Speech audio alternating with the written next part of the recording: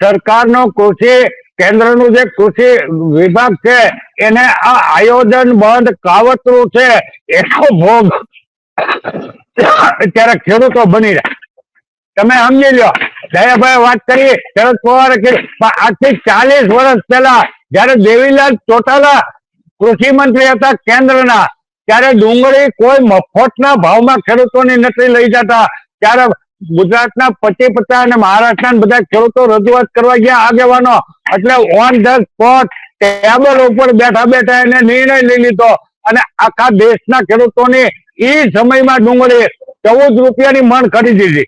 એ 14 રૂપિયા એટલે અત્યારના 1400 રૂપિયા. ત્યાર પછીની સરકારનો કોઈ વિરોધી થયો કે સરકારને કે બીજા સરકારનો તરફેણ થયો, ત્યાર પછી 25-30 વર્ષ પહેલા ડુંગળીની આવી જ પરિસ્થિતિ નિર્માણ થઈ. 5 જ જણાએ જઈને રજૂઆત કરી છે.